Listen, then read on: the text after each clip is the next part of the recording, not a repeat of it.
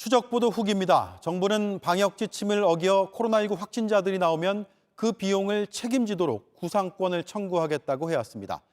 저희가 지난 20개월간 정부의 구상권 청구 내역과 진행 상황을 추적했습니다. 신천지에 1,000억 원, 사랑제일교회에 51억 원 등 18건이 청구됐지만 재판은 절반 넘게 제자리 걸음이었습니다. 이도성 기자입니다. 정부는 코로나19 주요 확산 국면 때마다 구상권 청구를 강조했습니다.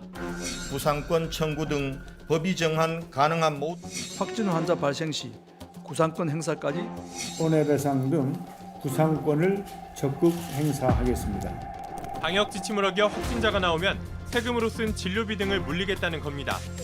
JTBC가 조사한 결과 지금까지 정부가 구상권을 청구한 건 전국의 18건, 1,083억여 원입니다. 신천지 예수교회가 대표적입니다. 지난해 2월 대구를 중심으로 관련 확진자가 5,000명이 넘었습니다. 신천지 대구교회의 행정조사를 고지합니다. 본 행정조사를 거부할 시에는 처벌받게 됨을 알려드립니다. 그 여파로 신천지 대구교회는 지금도 굳게 문이 닫혀 있습니다. 당시 대구시는 신천지에 1,000억 원을 청구하는 소송을 했습니다. 하지만 재판은 시작도 안 됐습니다. 대구시에 찾아갔지만 입장을 내지 않겠다고 했습니다. 법원도 막연하게 내년 초쯤에나 시작될 것 같다고 답했습니다. 지난해 8월 광화문 집회를 주도한 사랑제일교회와 전광훈 목사도 마찬가지입니다. 지금부터 또 15일 동안 저는 집구석에만 처박혀 있으라고 합니다. 저는. But what did they say to me? 여러분에게 물어보겠습니다. I want to ask you. 받아들여야 되겠습니까?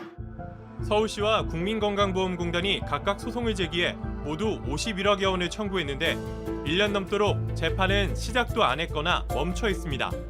이렇게 첫 재판 일정도 잡히지 않은 게 7건, 형사사건의 추이를 보겠다며 도중에 멈춘 게 5건입니다. 전체 사건의 3분의 2입니다. 구상권을 청구할 것처럼 하다가 물러선 사례도 있습니다. 지난해 말부터 관련 확진자가 700명 넘게 나온 경북 상주의 BTJ 열방센터가 그렇습니다. 당시 건강보험공단은 20억 원대를 검토 중이라며 보도자료까지 냈습니다. 최근 공단의 진행 상황을 묻자 명확한 불법이 드러나지 않아 청구하지 않기로 했다고 했습니다. 구상권 청구는 위드 코로나에서도 방역망을 지키는 강력한 수단이 될 수 있습니다. 위법 사실이 줄어들 수 있는 그런 환경을 만들 수 있다. 구상권 행사 자체가 범죄 예방적 효과가 충분하다는 점에서 반드시 국가는 해야 한다. 하지만 정부 발표와 달리 진전이 없으면 되레 경각심이 더 느슨해질 수 있다는 우려도 나옵니다. 현재 6건의 재판이 진행 중인 가운데 다음 달 첫 선고가 예정돼 있습니다. 증상을 숨기고 여행을 한 뒤에 확진이 됐다며 제주도가 서울에서 온 모녀에게 1억 3천여만 원을 청구한 사건입니다. 이 결과가 뒤따를 재판에도 영향을 줄 것으로 보입니다. JTBC 이도성입니다.